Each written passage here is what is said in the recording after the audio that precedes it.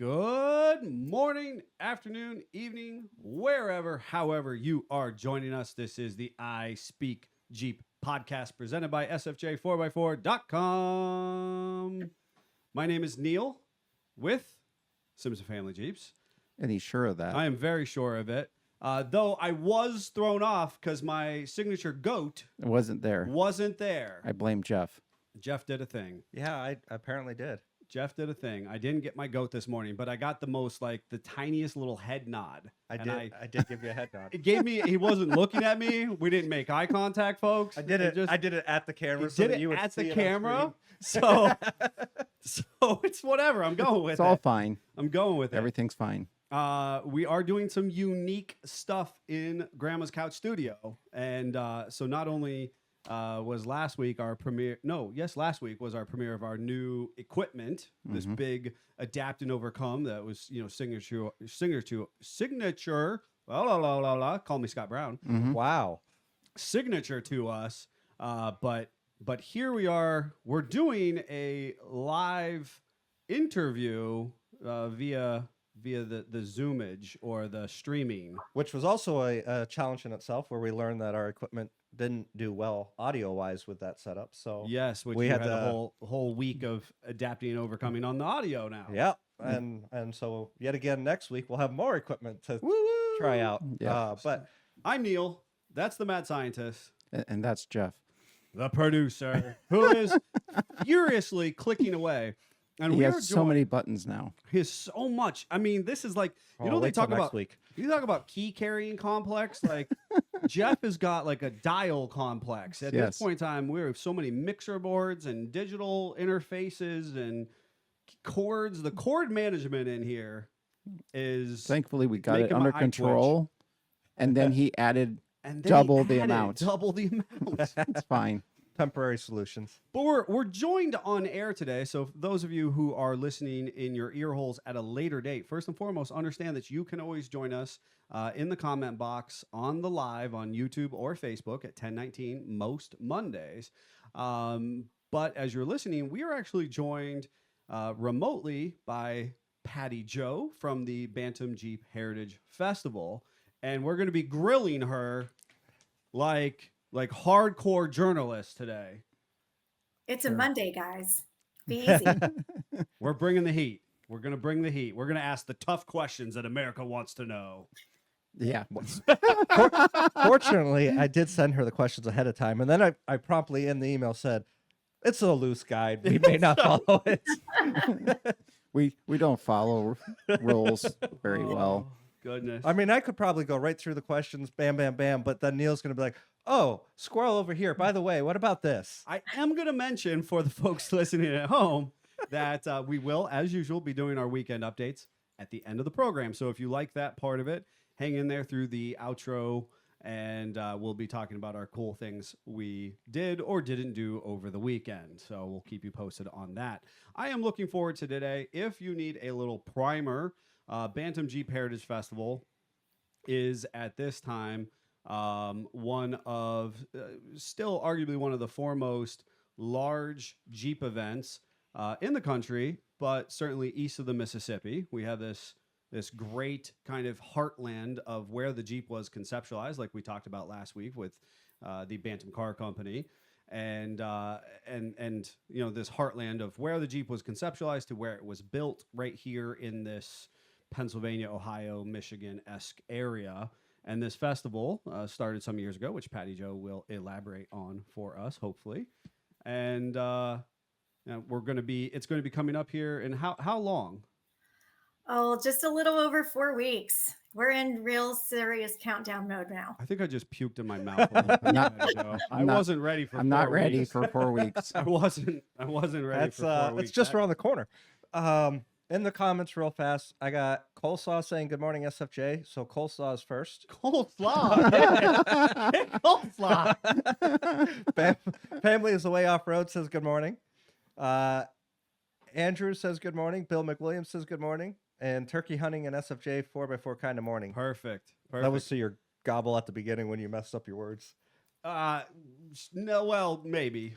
I did see a bunch of our listeners and friends of the business are out turkey hunting right now. So best of luck to you guys. So We'll try to Oh, be quiet. There's actually more. That was apparently just YouTube comments. Oh dear. So there's also. oh, I Nate, think you took Nathan's. Nate was actually first on Facebook with Good Morning. He was So panicking. Nate was about to send an angry email to Jeff. you know he was. He probably already hit You send. should anyways, Nate. You should. Daddy Jeep said sup. Joe O'Brien says morning. Billy Joe says good morning. Rob is saying hi to Patti Jo. And then we've got who else did I miss? Charles saying good morning from Texas. Nate is saying he can't wait. It's his first year volunteering. Excellent. We For need good Bantam. volunteers. Giaga Jeeper said good morning. And then Charles said that we missed a great event in Mason, Texas for wheeling for the wounded. And he wants to get us down there for 1 year. Oh, that sounds awesome, Charles. We may have to explore that in the near future Where's Mason, Texas? in Texas. There Do you you, go, you do Jeffrey. realize Texas, Oh! Texas is bigger than like 6 of the states around us? You know combined. what? You didn't specify your prioritization. of Where location. in Mason or where in Texas is Mason? Anybody know? No. I don't either. I'm not familiar with that town. I've been to a lot of towns. Charles will let us know. Charles will let us know. Are you going to read Nathan's? Nate said that's Bantam Jeep Fair has. I'm talking like you now. Bantam Jeep Heritage Festival. It's pretty much how I got into off-roading. Been going since 2018.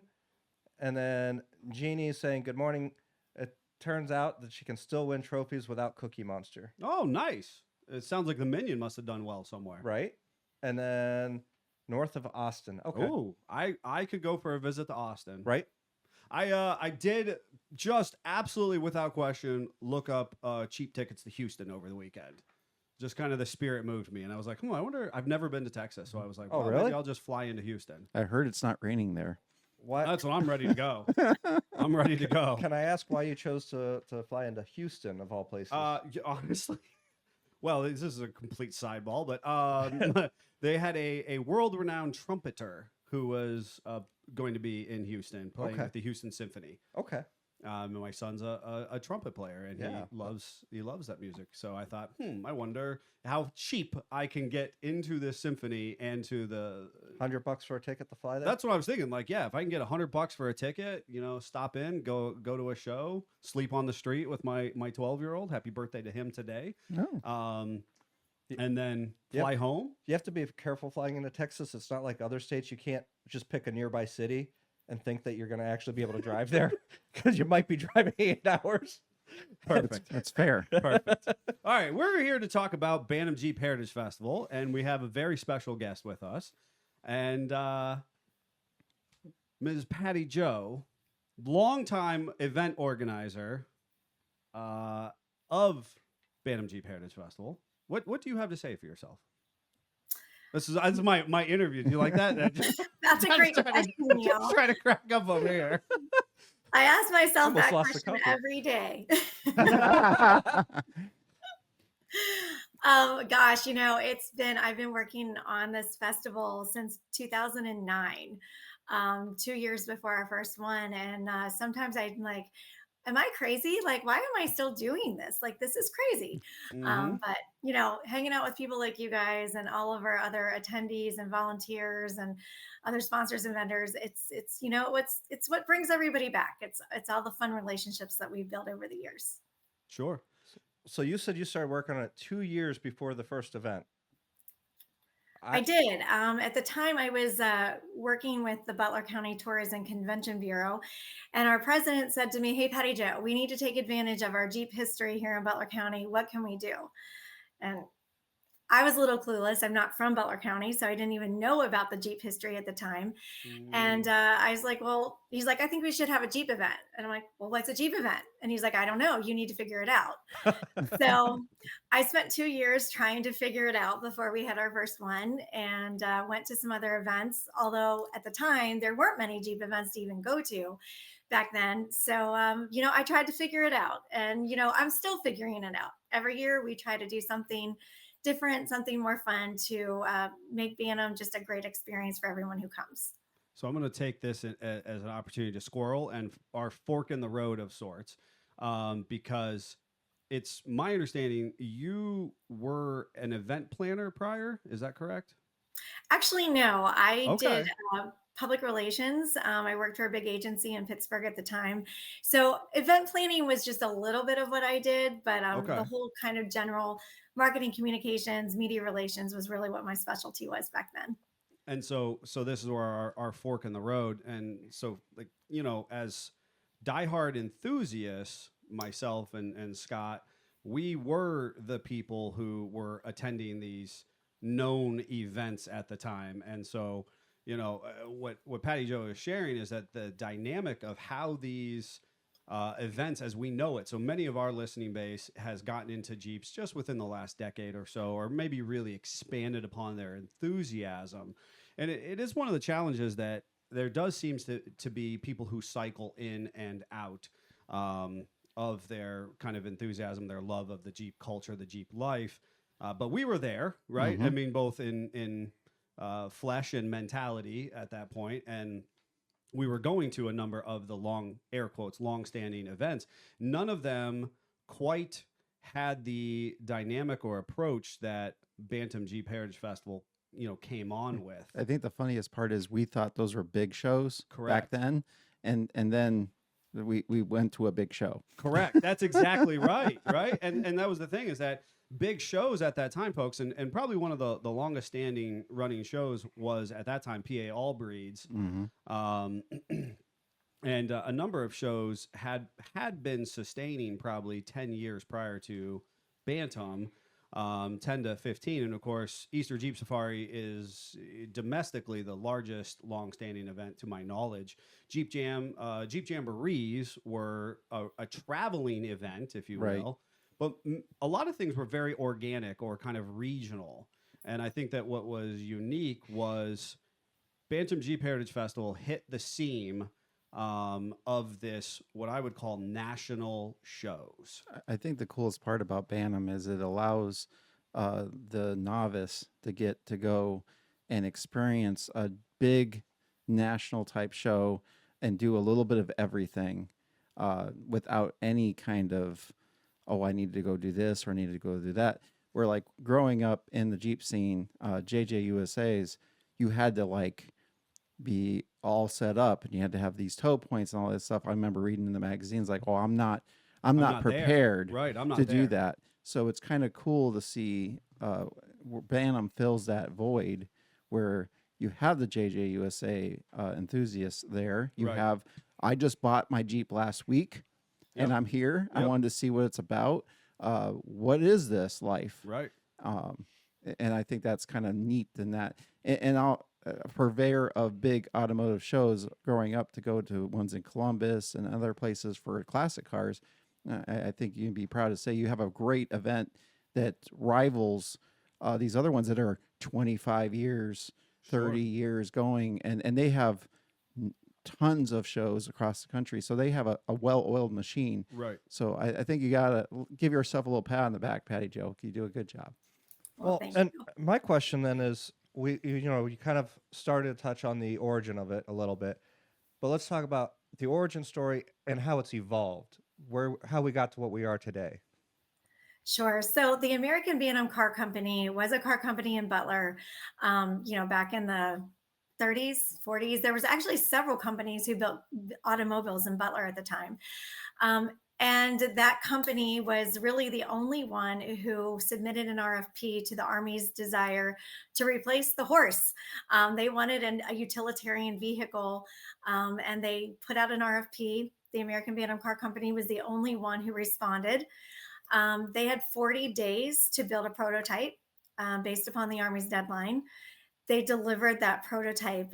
They brought in some people from Detroit. There's some really great behind the scenes stories about these individuals who came to Butler and basically worked around the clock for 40 days. And they built this Jeep and they called it the the Bantam reconnaissance car. And so they drove that reconnaissance car to Maryland, to the Army to let them test it. They did test it. They put it through all kinds of crazy things, and eventually it got destroyed. But the winning part of it was that Bantam did win the contract. They liked the the reconnaissance car at the time, which became known as the Jeep. And that put Butler on the map as the birthplace of the Jeep. And that is why we really created the Bantam Jeep Heritage Festival, to celebrate that Jeep heritage that we have here in Butler County. So how is it for the event? Like what did you do the first year versus what do you offer now as an event? Oh my God, Jeffrey, that was huge. Oh yeah, go ahead and chronicleize. I don't know, 14 years. All right, so first of all, let's get this out of summarize. the way. Let's get this out of the way. What year is this? Give or take COVID. Yeah. This is the 14th. If This we is- had not had to cancel because of COVID, it would be 15, but this is 14. Okay. 15 in our hearts, 14 in our pocketbooks. There As you go. far as which 2009, you're working on an event, right? What was your thought process of what that event was going to be? I'll be, PA, you talked about the All Breeds Jeep show. That was one of the shows I went to. And that's kind of where the light bulb went off. When I kind of saw, they had an obstacle course there, and I saw that. My dad was into Mustangs, so I was used to going to car shows. So I knew, like what a show and shine, so to speak, was at the time. But I knew we wanted to be different. We wanted to be bigger. We wanted to be more than just an obstacle course and vendors and a show and shine. And so I took the inspiration that I learned there. I also went to some other Jeep events, and I researched other car events, not necessarily Jeeps, but just car events, to try to figure out what makes an all-encompassing festival. We knew obviously we had to celebrate our Jeep history. That was certainly a component of what we were doing. So, we created our Jeep history exhibit, which is still flourishing today. And it's something that people really like to come and see when they're at Bantam. But we knew we wanted to have some off-road experiences. And our first location was the Big Butler Fairgrounds. And they did have a little patch of woods that we used for some trail rides back then. But it became very clear by year 2 that The State Highway location- Patrol was not about that. Yeah. Do you remember that, Patty Jo? Do you remember that? I do. No, I feel like you remember that I very remember that because distinctly. it was like we all got in trouble. Like it was like when the principal yells at the classroom, but Yeah. like across the Big Butler Fairgrounds, like it was like this whisper of like, if you drive with muddy tires down 422, which for folks who are out there in the world, this is a fairly rural highway. But the little patch that we were driving on from the trail to the fairgrounds, they were just writing tickets. It was the State Highway Patrol revenue weekend, along with Bantam Jeep Heritage Festival. I think in their defense, though, they had this good idea of having the parade and everything, kind of getting that Guinness book. I remember being there as part of that, and everybody was so excited. They had no idea how many Jeeps were going to get excited and show up. Yeah. That's true. And so suddenly we had small town Butler gridlocked with Jeeps forever. Right. I think small town Butler was not prepared for how weird the Jeep community is. That's true too. As I remember being excited, I like vintage vehicles, but at that time I was driving pre Chuck Norris, so Yes. 2004. So we were in the, I think it was a college, and we were set up in parking lots by vintage. Yes. So I was in the early 2000s parking lot, and I was like, I want to go see, early Jeeps. So I walked from where we parked downtown all the way to the end. And by then, all the people with Willie's vehicles and Bantams and that kind of stuff were like, hey, we've been here for like 4 hours. Peace. I'm out. There was like one lonely Jeep left.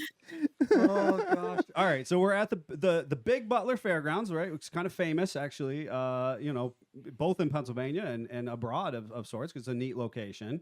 They do a lot of interesting stuff, and so that's where the initial 2-3 years was. The first 2 were there, and Yep. we quickly realized how we grew out of that location. And that's when we moved to Cooper's Lake Campground near Slippery Rock, and that's where we still are today. Mm-hmm. And so when you talk about where we are today, breaking down Jeffrey's line of question is, how do you feel as far as those offerings contrast now versus those initial those lean days of the Big Butler Fairgrounds? Yeah, we really didn't know what we were doing back then. We We still don't know what we're doing. I was Patty Jo. gonna I just show up every day. I just You know, know we're when I showing a when I golf cart every year. I literally said that's why you wouldn't come actually up in person, because you were afraid we were going to steal your vehicle. we have some good stories between golf cart stealing and wind taking tents away in the middle of an interview. Yes. Yeah, Yep. that happened. Those Thanks. are things. Those are things. But yeah, I mean, the festival's just totally, exploded since those first 2 years. It's actually funny. We had a helicopter there. I don't even remember why, but back in 2013, our first year at Cooper's Lake, there was a helicopter there who was giving rides. And I went up in the helicopter. Did you want to ride the helicopter? Is this why you remember? I was right. My friggin' booth was right next to it. So every time the helicopter would take off, we'd have to hold the tent. And it's like I might as well have been at the shop. It was like when a train goes by, the customers try to talk to me. Well, we got to wait for the helicopter at the Jeep show. People would stop and they look at it. Why is the helicopter there? I don't know, but I'll take a ride in it. I wanted a ride. So how do you really feel about this helicopter? Yeah, I don't even remember why the helicopter was there, but I went up. No, nobody does. It was like a Mandela effect. People are like, why was there a helicopter there? I don't know. Somebody's bright idea. Yeah, it could have been mine. I don't even remember. But you notice there's no helicopter anymore. So Well, we learned our I'm lesson. disappointed. I still haven't got a ride at the Jeep show helicopter. Oh, All right. But So, anyway, anyways, there we was a went helicopter up. there.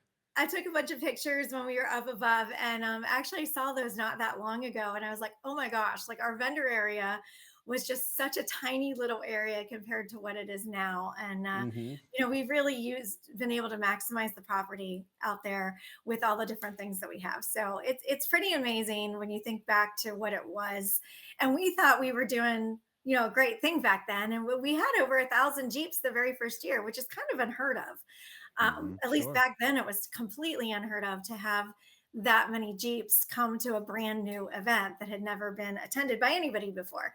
So, that Guinness parade that you talked about, that was it was a really smart thing that we did because everybody wanted to be part of a Guinness World Record. And so that's what put us on the map. And that's what really created the enthusiasm and the excitement for Bantam. Have you thought about trying it again to break the current record? No. Fair. Just leave it at that. That's fine. So Fair. I don't blame I you one will bit. mention for perspective again, as folks who were there, most of these large scale Jeep shows, which we were attending, were a capacity of 300 to 500 Jeeps regionally. So when Patti Jo says 1,000, again, we're familiar with Smoky Mountain and Jeep Beach and Sheriff's Jeep Festival and a number of others that have blossomed into these multi-thousand participant Jeep events. At that time, 300 to 500 was kind of That was a big event. that was a big event in by region, you know. So she's absolutely accurate, and I think it's fascinating the parade situation, which was such a tremendous undertaking, and both for the organizers, for the participants, because we had Jeeps overheating left and right and breaking down, and then also for the town, because I remember it went hours and hours and hours. I mean, at the point when I did not see old Jeeps and came back, they were still parking vehicles. Right. And I then understood why nobody was back there, because they were all tired at this point to go home. Right. And so that was a very big deal. But for those folks, it's one of the things that I think is fascinating, how many Jeeps come in still to our facility who either are under their current ownership, have their placard that says this Jeep was part of the Guinness record, or I think is interesting is how many Jeeps have been sold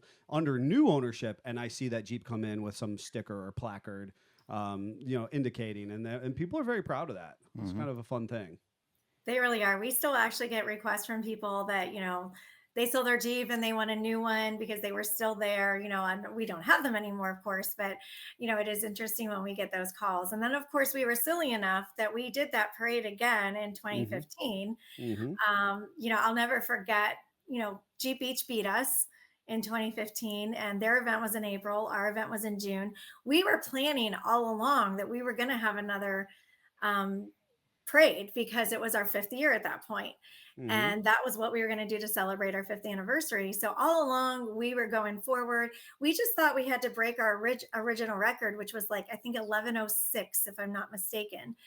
And then G Beach comes along and boom, they just kind of like decided they were going to, they were going to break the record. And so there was a lot of stress going on with some of us, like, oh my gosh, here we thought we were going to beat our record, and now we are going to have to beat a record that they set, because we knew how big that event was at that point and that they would easily break our record. Um, and I can remember being very competitive about that. Yeah. And Absolutely. so at the end of Jeep Beach, I had an advertising campaign going out in Florida that said, we can't let the beach beat the birthplace. Right. And we put that campaign in motion for 2 months, and we did beat Yep. the beach. It was 2,420 Jeeps. And I think Wow. their record was like 1,800 or something like that. So it was really a great day. I was standing on the courthouse steps and with the sheriff who was doing the official counting as the Jeeps would pass the courthouse. And when we hit their number, I was just like doing a little happy dance. And then when we finally got our last Jeep in and we knew that number is 2,420, it was quite an accomplishment. It was a great day. And exhausting, I'm sure. That too. It's Yeah. a long time to count. People don't realize, most events, most public community events, what we do for the invasion is their entire event. And that's just one part of our 3 days of events that we have. So it's like its own event within another huge event. So there's a Mhm. lot of work that goes in, and coordination and logistics and just all the details that we have to go through to make sure that everything works as smoothly as we can possibly make it. And trying to get 1,000 Jeeps in a small town in a short amount of time, that's a challenge. But I think we've really fine-tuned our processes, and I think we do the best we possibly can with that kind of numbers. Mhm. Absolutely. What are some things from behind the scenes, things that it takes to do that, since you're bringing up that difference with the invasion? Well, most people don't realize that it takes an entire year to plan the festival. Once we finish things up, we try our darndest to get everything done, all of our final reports, our invoicing, accounting, everything done, everything put away, prizes shipped, just everything by June 30th. And then we kind of take a little bit of a break, and then we start thinking about, well, what's going on next year? What are we going to do different for next year? We literally do surveys of our volunteers, our participants, and our planning committee. And I need to talk to you about them a little bit, but we take everybody's feedback and we compile it all together. And we compile it by activity.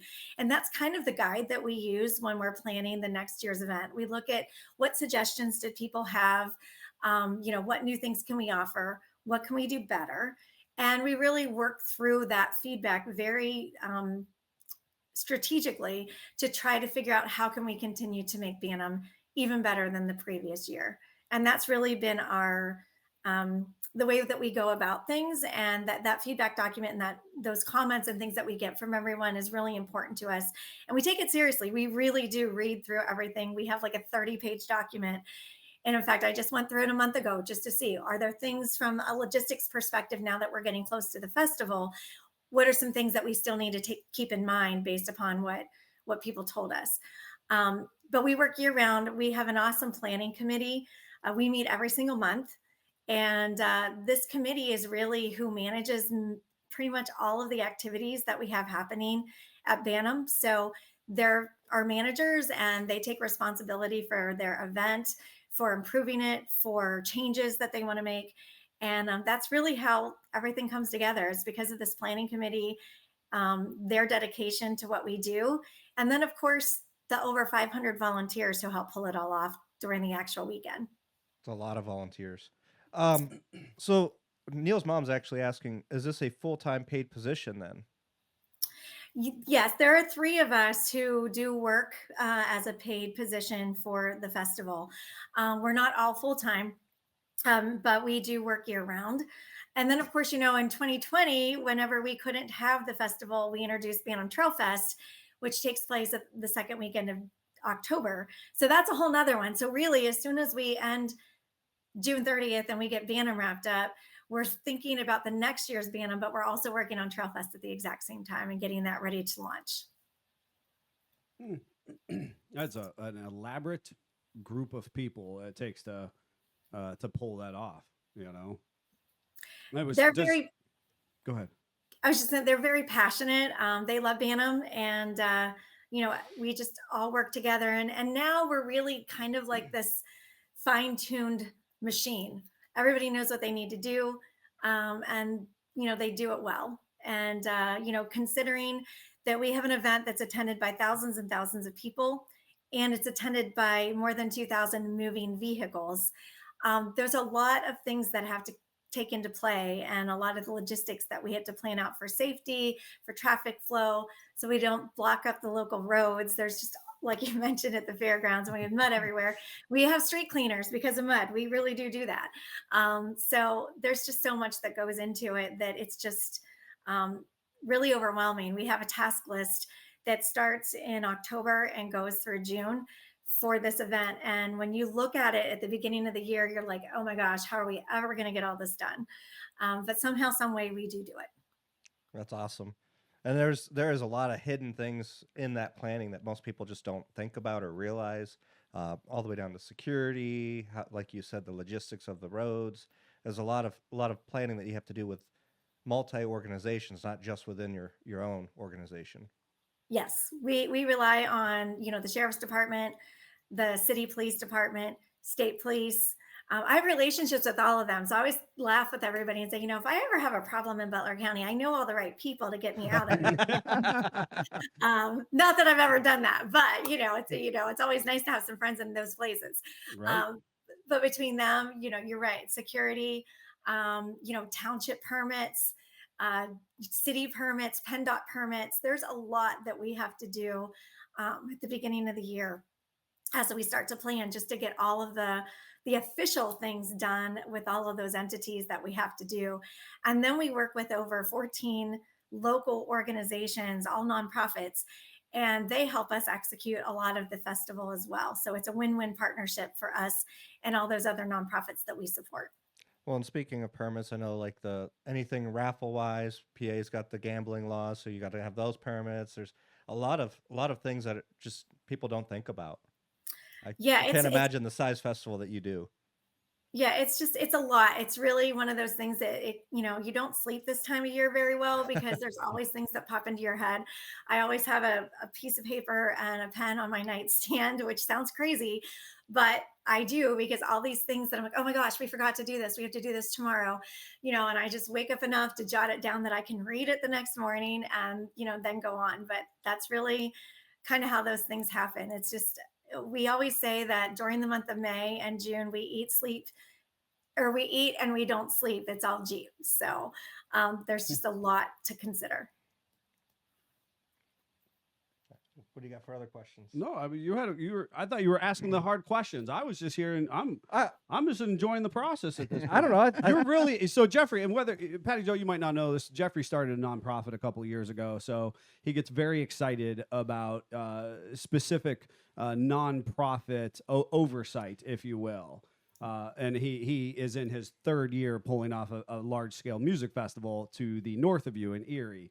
So awesome. it's something of personal interest to him. Well, and there's just a lot of challenges. That's why I was asking what kind of challenges you have, because when you're doing that for the first time, you're like, oh, I didn't realize I needed to do this, or oh, I didn't realize this, and you have to work with all these different agencies and organizations. The permitting, it's just insane, and they all have to work with each other. Right. Because recently, Jeffrey was given the permit.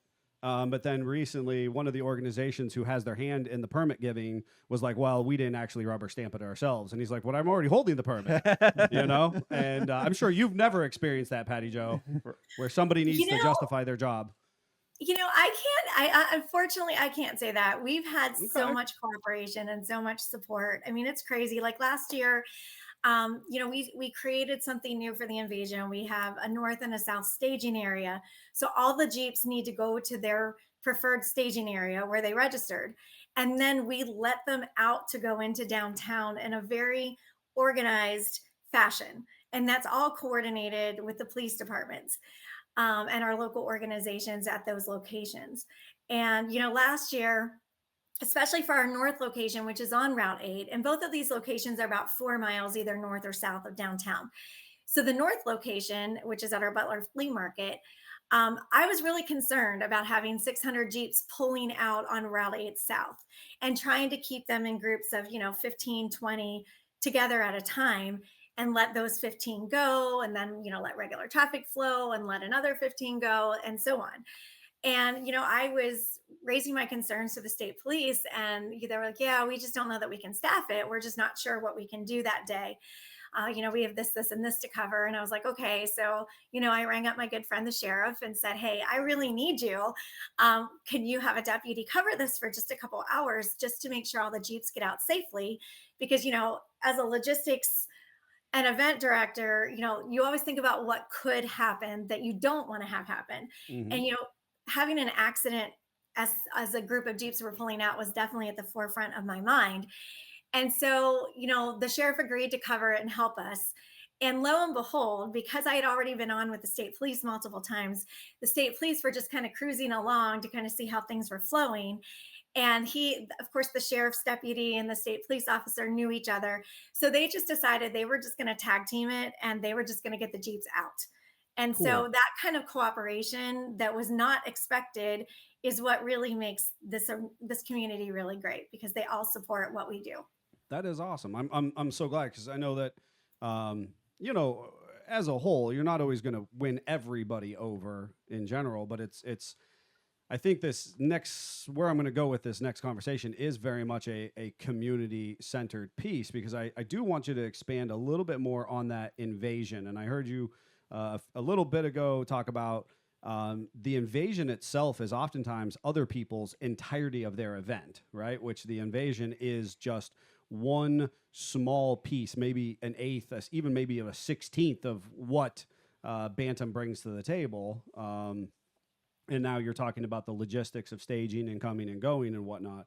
So can you kind of expand upon maybe that concept of the downtown invasion? I kind of remember when that was conceptualized many moons ago, and how it's kind of what it's kind of changed into.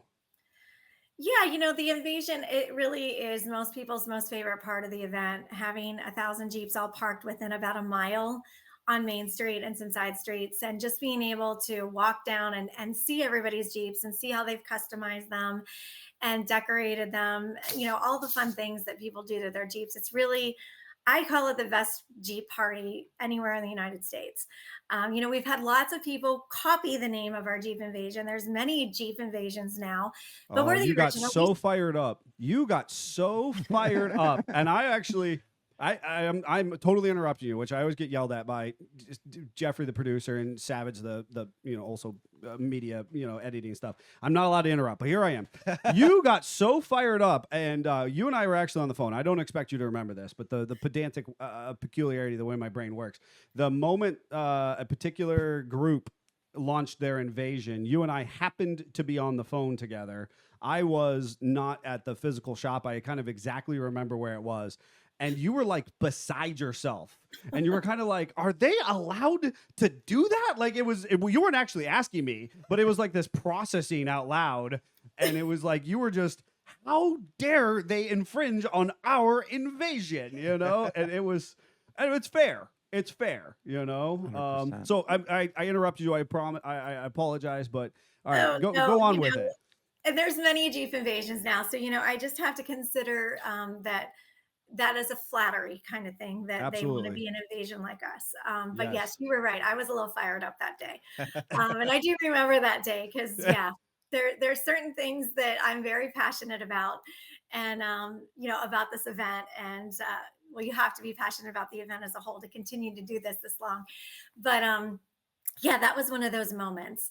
But, the invasion has morphed. We've morphed it because we used to put 1,400 Jeeps downtown, and then a lot of people did not like to park on the side streets. For some reason, everybody wants to be on Main Street. And so what we did was we're like, yeah, but there's so many people who want to be part of this. We can't help it. We can't put every Jeep on Main Street. So we did cut back the number of Jeeps to 1,300, or I'm sorry, to 1,000. And now we only use 2 side streets, and those Hmm. are right in the center of town. And it is kind of interesting and somewhat frustrating that we still get a lot of people who complain about being on the side streets. They do not want to be on the side streets, because Main Street is where it's at. Um, but the only way we can do that is to continue to make less people be able to be part of the invasion. And our planning committee feels really strongly we want to allow as many people to be part of it as we can. So, we've just kind of streamlined it and made those 2 side streets be central, and that's kind of how we do it. But there's been some really fun things that we've done during the invasion in the past, between different DJs that we have. Last year was the Jeep sculpture. The Butler Rotary and Butler Downtown partnered together and they made a Bantam replica sculpture. And that is now a permanent highlight, a permanent attraction in downtown Butler. And we unveiled that with them during the invasion last year. So that was a fun thing. We've done things with our local businesses. The Butler Arts Center in the past have had special activities happen. The Penn Theater, they did a duck signing last year. So we really try to get the community involved as much as we can. And it's really interesting that so many people want to be part of it from a business perspective. And of course, we have to limit that. There's only so much space downtown, and we have to make sure that what happens there is in the best interest of our attendees. And so it is a great thing. It's so funny. It's the one time during the festival that I can be anonymous. And I literally, once everybody gets parked, and I know that's about 7 o'clock in the evening, everybody's parked. And I know all of the logistic issues have been resolved at that point. And I can just walk up and down and just enjoy seeing people having fun, checking out the Jeeps, and just kind of taking it all in, and feeling really proud that our team is pulled together to pull it off yet again. It is a incredibly unique experience, and I don't always make it a priority to go downtown. I do it every couple years or so, every few years. Um, but I think it's fascinating because my favorite part of it is right as the night gets long, right? You kind of feel like you've kind of been there long enough, but then all the lights are kind of come on and it's pitch black, um, and being at one end and looking down it and just seeing all the Jeeps, this really cool mesh of humans having just an amazing time, like literally living their best Jeep life, and vehicles are pulling out safely. I'm almost always safely because they have to drive through crowds. It's an undertaking, and it's a respect of your mutual Jeeper. Every once in a while you get a bonehead who does something silly or whatever, but that's a little bit life. That's the risk we take by going to these events. But you look and the lights, the street lights are all on, the storefront lights, the food, the smell of food, the music still playing. It's really cool experience to be there, right as that kind of hits that tipping point of like everybody starting to leave for the evening. That's a cool experience. Neil's mom also asked another good question. Since you talked about all the businesses that partner and everything like that, what are the financial benefits to the town from the event? Financially, really it's the businesses in the town, who really, they benefit. This is a great way for them to be involved in the festival. All the restaurants, the shops, the bars, the breweries, all of those that are open that night. Jeep, I've had many of them tell me, the night of the Jeep invasion is their busiest day of the year. It's not Christmas, it's not other events, it's the Jeep invasion. And they look forward to it just as much as, the 1,000 Jeeps who come to it. And they do really well. All the retailers, they all do great. And so it's a great economic boon to the town. And the festival is a great economic boon to the whole county, and actually more than the county, because Cooper's Lake is right on the corner of 3 counties. So there's 3 counties where people camp, people stay in hotels, people eat, people buy gas, people buy groceries. So, we're really having a great impact on the local community's economy as well. So, when you think about this event and you think about, what we do and how we do it, and our goal obviously is to have an amazing experience for everybody who attends Bantam. But when you think about that whole ripple effect of how we also are a huge driver of economic opportunity that weekend for the community, it really does make you feel that we're doing something good. Do you feel like the local businesses largely support the event? Do you get a much pushback from any? I'm asking a question from the standpoint of certainly, we're from small town America as a whole, and I know that a couple of our community events have fallen by the wayside, largely because a number of businesses um, have been vocal about their frustrations. So the businesses that support it seem to support it fervently and be like, yeah, this is a boom to our business. But then there have been some specifically to our downtown area that have had so much pushback, they just don't even do events there anymore in our local area. Obviously, what did it take, or how did you guys overcome that? Because I'm willing to bet there was a couple businesses who were like, "Hey, I don't want this to happen in front of my storefront," or did you not feel like that happened? I can't say, Neil, that I remember ever having any major pushback when we started. I think people were just excited that this new event was coming and what was it going to be. And I think people were afraid, having 1,000 Jeeps all parked together on one street. What kind of litter are we going to have? Are there going to be fights? What kinds of things are going to happen here? And I'm really proud to say that our police department has told me that the Jeep invasion is one of the best events. There's no litter. There's really never, I don't know of any arrest that has ever been made with the thousands and thousands and thousands of people I'm who've knocking been on there. wood for you right now. Yeah, knock Knocking on on wood wood. for sure. Because anything can change in a moment's notice. But, Right?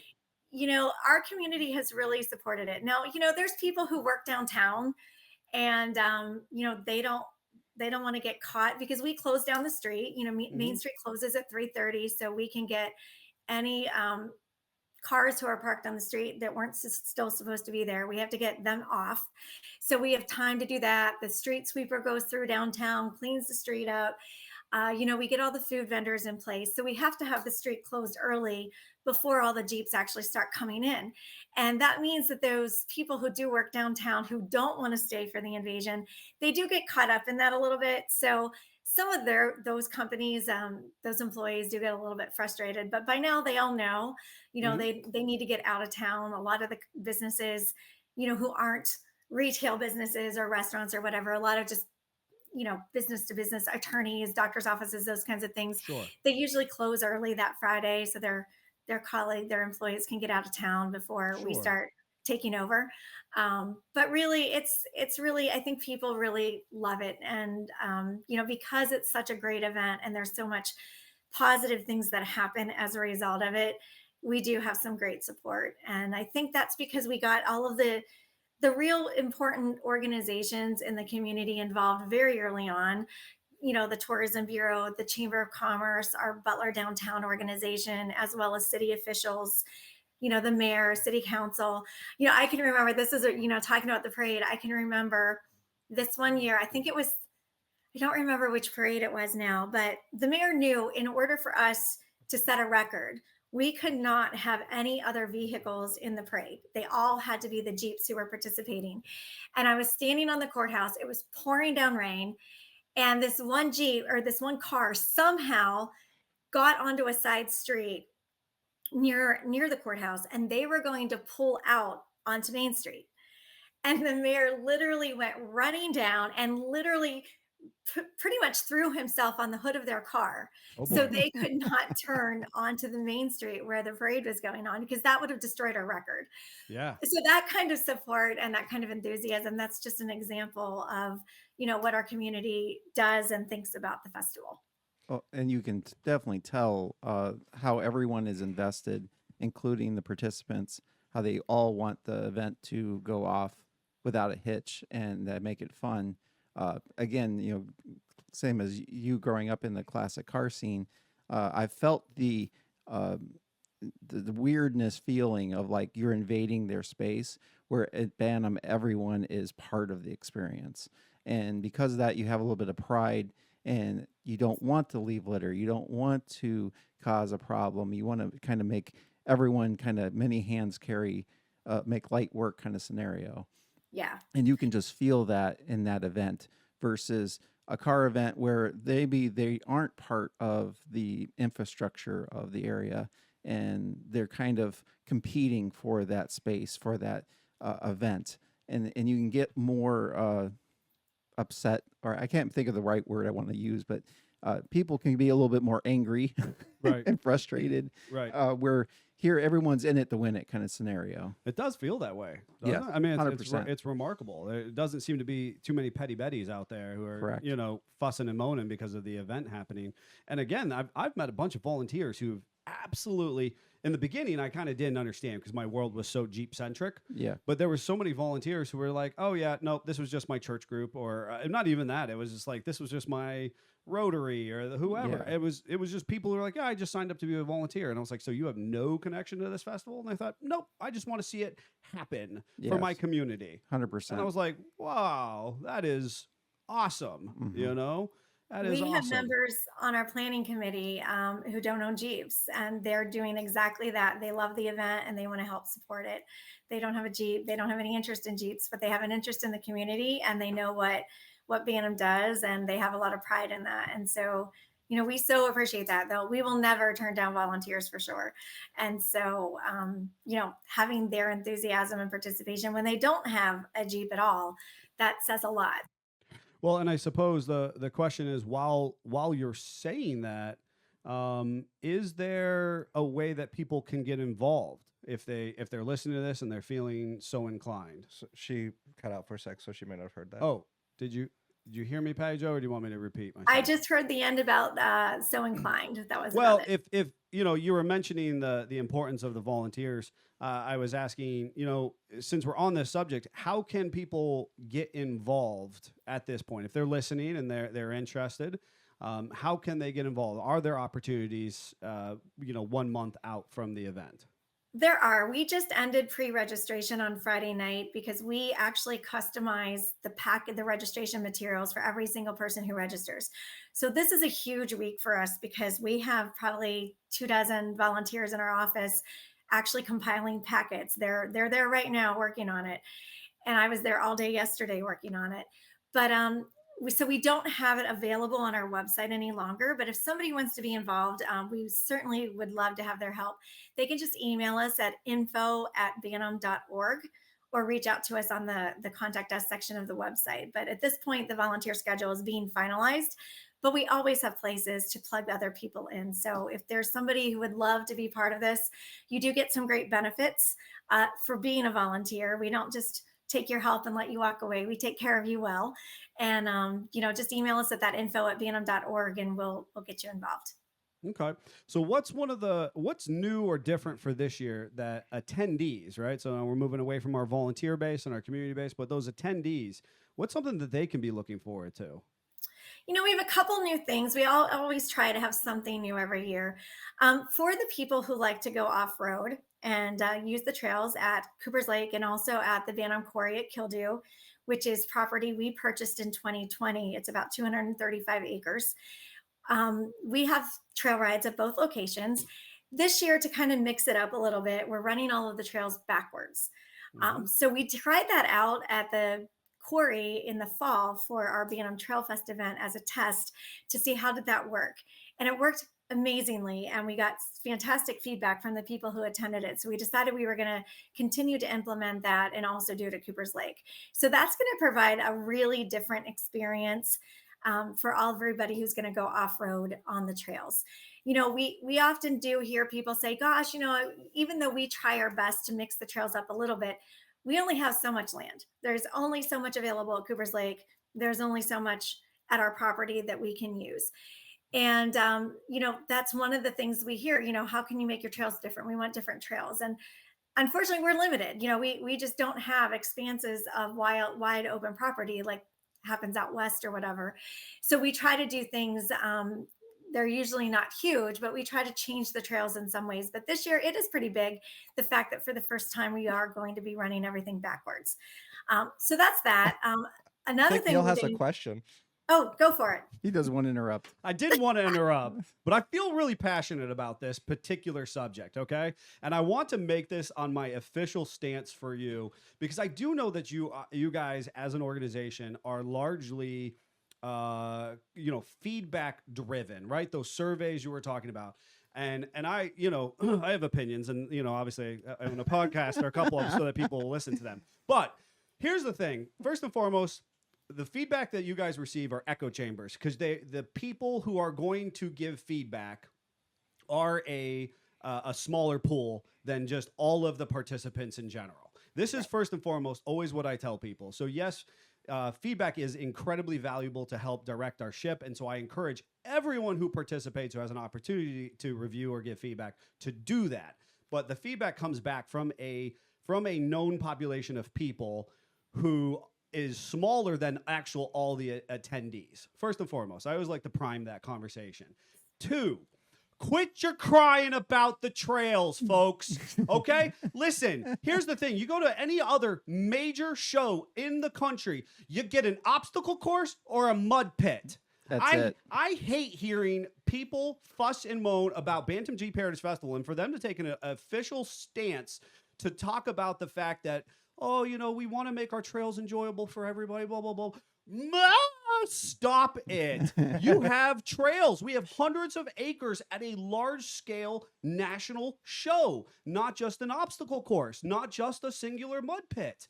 Like, They don't appreciate it because they didn't come back from when it was a 1-day event and we had maybe 3 Jeep lengths of a mud pit. yeah. And Everybody you lined up for the same maybe mud had pit. a teeter I was totter, gonna Yes. say you had the balance board, and that was it. Yeah. So the very first year, I remember going on the obstacle course, and like you said, you guys didn't know what you didn't know because you didn't do it yet, Right. and it was still fun Yes. compared to what Yes. we came from before that. So again, another pat on the back for you guys. You do a good job, and you not only that, you've gone in and you found volunteers that have the rigs that can run the trails, Right. that can maintain the trails. Hey, this would be fun. That speaks resoundingly. And we're going to have Rob Morgan, who is the director of the off-road trails, both on site, which is Cooper Lake, and off, which is the quarry. But listen, folks, you don't get to go to Anthracite Off-Road. You don't get to go out to Moab. They're closing our trails constantly out west. You don't get to go to any of these other large-scale parks regularly and be like, oh, the trails changed so much. I've been running the same 3 trails at Southington Off-Road for 15 years. Yeah, That's what you do. I'm just glad to be able to do it. Yeah. I'm just glad to do it. And the fact that Bantam is so responsive to our needs to be like, we should find something more engaging about our trails. No, we as a community should appreciate the fact that you have a show where you can talk to vendors face to face, where you can buy discounted product, you can participate in a show and shine, you can have the largest nighttime invasion in the country of sorts in a small town America, and you get to wheel. Well, you Dude. forgot about the Barbie Jeep races. Yeah, you get to throw yourself off the side of a hill at top speed, and And you get to Mock go Jesus. see military encampment. You Yeah. get to go see the history exhibit and talk to knowledgeable people about the history. You get to see vehicles you may never see. there's not a again. show in the country that does all of these things. Yes. There's not.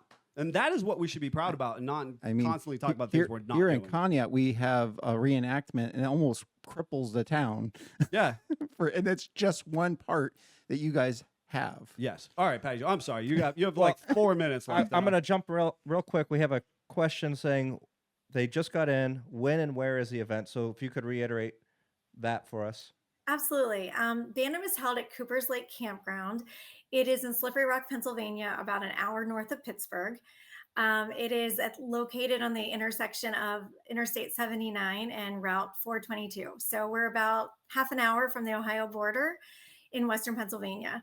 That's, we've been there since 2013, and we really have used that property to the best of our abilities. So Absolutely. we did end our pre-registration, as I mentioned, on Friday, but we will be launching a will call registration probably this Friday. As soon as we get these registration packets and get everybody who pre-registered, we get them all taken care of, we will launch a will call. What that means is you'll be able to still register for any events that are still have capacity. We will have your packet ready for you, but you will be able to just grab it and go whenever you arrive at Bantam. We will not mail those out to you in advance. So that will happen for a short period of time. We also do have on-site registration. It'll open at 8 o'clock each morning of the event, June 13th through 15th. So there's 2 more, if you miss pre-registration, it's okay. You can still bring your Jeep and be part of Bantam with those other 2 registration opportunities that are coming up. Cool. Was there anything because I had interrupted you without exactly interrupting you. Was there anything else that people can explicitly be looking forward to this year? Well, I think our Bantam Misfits, Simpson Family Jeeps is sponsoring Hey, the Bantam Misfits this year. that is Um, true. this is going to happen Sunday morning. It is just a fun kind of twist on the Best of Bantam, like a car show. We did this a different name years ago, and it's kind of it didn't take off that well. So we actually decided to bring it back this year because that in our feedback there were some people who requested this. So Hmm. like we listened to our attendees. We're bringing it back, and Neil, you guys are going to take over. You're going to do the judging for it, but we have 5 different categories, such as the oldest civilian military Jeep, the most patriotic Jeep. There's 5 different categories that you can sign up for to compete with your Jeep and win a trophy. And this will be the first year of this, and hopefully it'll be successful, and we'll get some good feedback. And I think And everybody we'll needs to continue get it. involved in it because it's like it's a show and shine out of my personal heart because I'm really not here for like the actual real show and shine stuff. Like that's just not of Yeah. specific interest to me. We're I too can, functional. yeah, I'm too functionally minded, and I get it. I have an appreciation for the show and shine. I can understand a person's value or how they feel appreciated via their vehicle. I can get all that, but I love if you use the vehicle, and it's used, abused. Maybe if you kind of kept it on the road, there's a bunch of stuff, and if you take care of it, that's just a bonus as well. Um, Very cool. Make sure you get involved, people who are listening. Nate has also said the Babes of Bantam Trail Ride. His wife has done that every year since it's been available, and the level 2 version last year.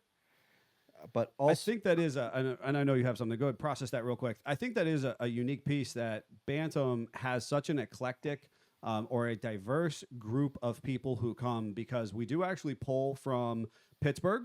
So you have oftentimes a lot of our Jeep shows are more rural inspired, is my experience. And that's not to say the bigger ones. I understand the bigger ones are whatever, but we get a group of people that come out of Pittsburgh who really get to feel appreciated in the Jeep life, and women serve a very large role in their being able to utilize their Jeep and feel comfortable, both wheeling and showing and being, a valuable part of this experience. I think is a really cool thing that Bantam does too. as a last minute bonus question, our Savage, the media manager here, wants to know, out of curiosity, has there been any discussion or consideration around SFJ 4x4 getting its own golf cart at some point in the future? And you are on air right now. SFJ is going to steal my golf cart for their personal use when they get a chance. Probably Because true. of that, I never leave my key in my golf cart anymore. But that didn't stop you guys because you picked it up and hid it behind another booth. Yes. That may have happened. May or may not have Yeah. happened. Can't confirm. The last piece here too is that you didn't specify, but general public can attend just to look around, right? You don't have to be registered. Yes, thanks for asking. Yes, we do have what we call just general admission. You can come in all 3 days and walk around, see all those things you guys talked about, the history exhibit, the playground, the mud pit, all the vendors, all of those things that we offer, the encampment. This year we have an epic Willie's Jeep encampment too. So all of that's there. It's $10 for adults to come in for the day and enjoy everything, do some shopping, and get that. I tell people that if you didn't have a Jeep before you came to Bantam, you spend the day walking around, talking to Jeep owners, talking to our vendors and sponsors, you're going to want a Jeep by the time you leave. Is there anything you didn't get to share because of me being a loudmouth? No, we'd love to talk about it. Our website is bantamjeepfestival.com. So as I mentioned, there's still time to attend and join the event. There's still time to volunteer. So, check us out. And this team here from Simpson will be there loud and strong, and We will. great booth location. So you won't be able to miss them and come interact with them as well. Thank you so much, Patti Jo, for joining us. Folks, if you are, again, we our broadcast globally, and we appreciate all of our listeners wherever they're at in the world. And at one time, there was a lot of international interest in this specific show as far as Bantam Jeep Heritage Festival. So don't let that be a reason to be like, oh, well, it's in the States. Don't let that be a reason for you not to come. There's plenty of people that I've met over the years who were from across the pond in some capacity. So put it on your bucket list. If not this year, then in the future. As I mentioned, in about 2 or 3 weeks, we'll have Rob Morgan, the director of Trails, on to to kind of talk about his experience and what that off-road experience will be for all the participants this year. Anything left else to say? Folks, we had a great time with you, and I hope that you enjoyed hearing from Patti Jo herself.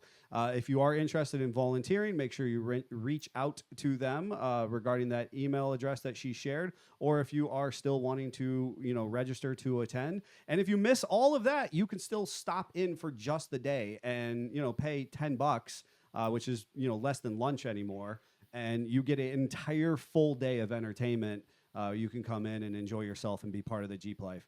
This was a rocking good time. Until next time, Jeep on. Jeep Jeep on. on.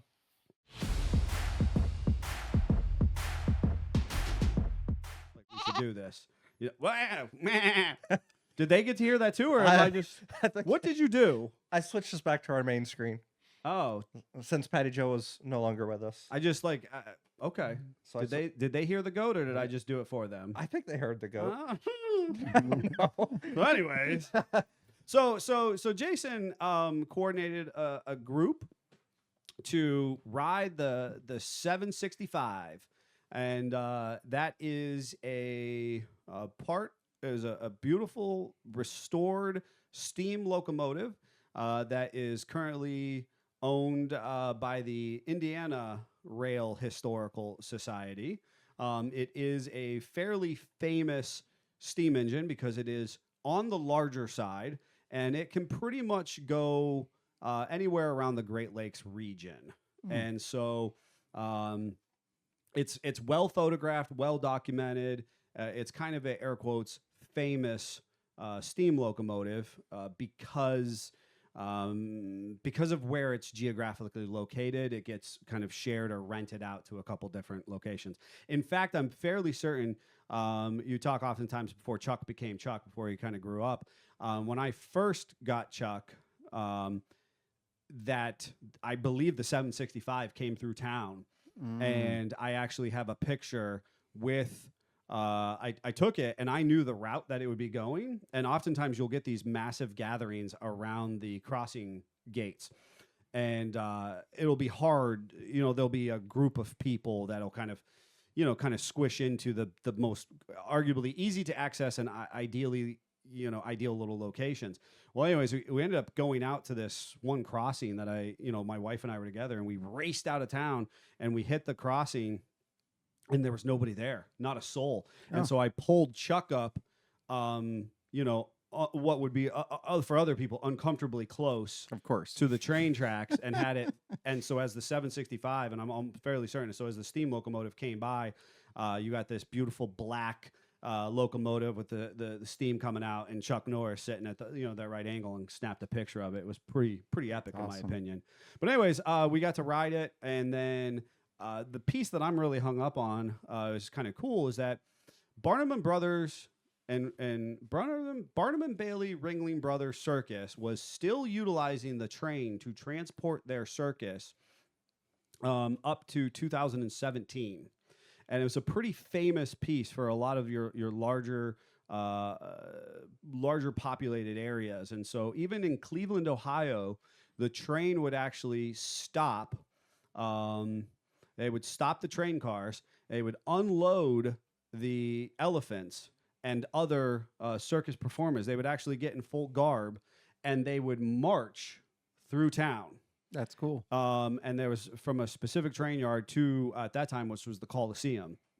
And they not only did this in Cleveland, but a number of other urban centers. And so it was a thing when people actually appreciated circuses. And when that disbanded, the cars eventually sat dormant, were scrapped, sold, whatever. This historical society, because they did this in Indiana as well, this historical society bought 2 of those cars and had converted them to open air lounges. Mhm. So a really cool kind of bougie, kind Yeah. of speakeasy feel to them. And we had the opportunity to ride on those converted cars, and they call them the Cage, and they have all this elephant-inspired decor. But then they literally have plush couches with a little electric fireplaces running. Nice. So while they're open air cars, you can sit and sit next to this little electric fireplace, and there's cafe cars, so there's coffee and hot chocolate and adult beverages, and then the best hot dogs I've ever had at a concessionary situation. Better than gas station hot dogs? Better than gas station hot Wow, dogs. That's saying something for me too, right?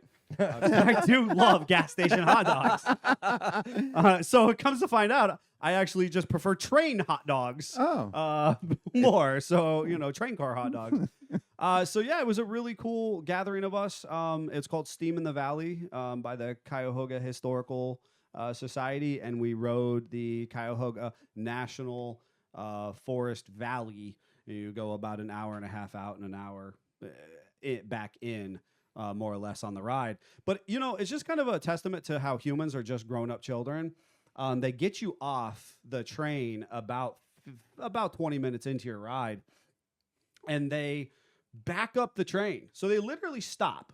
They get, and I don't know how many people fit on this train. It's like 7,500 people per car. Maybe there's 8 cars. I don't know. I don't want to totally elaborate. But several hundred people get off the train just so they can back it up around this bend. They fire it up, and so there's like these just puffs of smoke coming up out of the tree line, and they literally just come roaring past you. Put the brakes on, back it up again, just to come roaring past you. It's literally just a flyby for the train, so that we as grown-up children Can enjoy the train. enjoy the train going by. And then they back it up and they reboard everybody. And it's so cool because they were so well organized. When we talk about the events and stuff and what it takes to make this stuff come off the ground, they let us cross over the tracks, but then they had appropriate roping to make sure that everybody stayed, safe as possible. And then after they do the first drive-by and they back it up, they let everybody switch around so you can get a different vantage point for your pictures and your That's video. And it was just really cool, It was like kids playing on the train tracks again, but with the real deal. That's fun. It was fun. So nice family adventure in the Cleveland area. Joe says Playing with- it's called a photo run by. It is absolutely called a photo run by. It was a very cool experience. As a side note, in the comments, I see Michael saying that Jeepcast is bringing the LS Race Jeep to Bantam Jeep Heritage Festival again this year, assuming they don't break everything at the stops on the way to Butler. Fair. So we'll have to link up with Gary and Gary again and get them back on our show. Yeah. See how that trip comes along for them too. It'll be interesting, fun to follow along in that process. Yeah, I'll have to reach out to them and see if they're going to be around for the whole weekend and try to schedule that with them. And Andrew is mentioning, have we ever seen the steam powered Jeep? Now I want, oh man, we talk about I was there, Andrew, when the steam powered Jeep was released by Kenny, and so here's the two things about that, and I'll try not to go off on a complete and absolute tangent. I thought it was very unique. I thought it was pleasant. I was indifferent. You know what I mean? Like if you want to do, crazy over the top a build that's got lights and sound and huge 54s like the Kraken used to have, cool, have at it. If you want this, slinky, buggy inspired gnarly off-road vehicle, have at it. If you just ever want to listen to music and have plush leather interior in your Jeep, cool, have at it, right? So the steam Jeep, cool, whatever. The problem was he would go to shows, and the vendors who were immediately around the steam Jeep, they would fire it up, and he would blow off the steam and blow the horns and stuff, which was very entertaining for the participants. But for the vendors, they were constantly subjected to a non-conducive environment, something that's kind of above and beyond. There's somebody still having trauma triggers from There this? is, and actually there was a particular show. I won't go on to elaborate it. There was a particular show out east that it actually almost came to fisticuffs with the ownership of that particular Jeep and some of the other vendors, because it just didn't seem to be being done in a respectful manner. Kind of interesting. Twofold. One, and I need to say this for Jason's purposes because he has some safety certification stuff that I'm completely absolved of. That boilers are dangerous, folks. Oh yeah. And that when questioned by some, historical steam society, blah, blah, blah stuff, it come to find out that Jeep might not have been the safest thing to have within close proximity. To be cuddling with? To be cuddling with. So interesting to see. I was there. I remember when it was debuted. I knew the Jeep. I knew the whole situation. I wasn't close to it, so I thought it was cool, But hindsight's 2020, and maybe it wasn't for everybody who was close to it. So I'm sorry. There's my two pieces. I had a great weekend. Family had a great weekend, except for the if I have to be a curmudgeon about something, is the cold, wet rain spring that just won't go away. Yep. You all, how'd you, Scott? So I decided to sweep the rain out of my garage, which involved firing up the 36, backing it out when the 2 seconds it didn't rain. Sweep the rain. Out of the garage. So then I decided I was going to fire it back up, to which the car was like, no, I'm not going to do that. So I'm sorry to hear that. Used the starter to crank the thing in, because wasn't pushing it at that point. I was too frustrated. Why at did it. the car not want to run? So I went out Sunday and pulled the plugs and looked at it, and old school motor, dual carb life. You're having a flathead dual carb issue, aren't you? So You get plugs, to drive it. You get to drive it for 1 hour and 10 hours of maintenance. sometimes. So plugs looked a little angry. So I went ahead and sandblasted those and cleaned them up, and then the car ran again. Oh, Yay. go figure. So I spent the rest of the time measuring thread depth and conversing with my flathead buddy of reach and heat ranges and all kinds of other stuff, so we can continue to make the car better. But at this point, at this exact moment, it is running again if we ever get a clear day to drive it. Yeah. Hear that. Do you have all your windows in the car now? I do. Okay. Yeah. That's a nice piece to start the year out with. Yep. Because I know that was a big, I don't want to say a contention, but a big. It's a process. It was a big process. I think Yes. that's appropriate. It was a process last year into this year. And, Yep. 100%. I'm glad to hear that they're all fitting well and and appropriate at this time. It's still not the best foul weather vehicle, because the insert, for those that don't know, the middle of the car has a piece of canvas, and it is 89 or so years old, so it is a little bit threadbare. So there is some spots where rain would get you if you were out in the rain. Camp dry.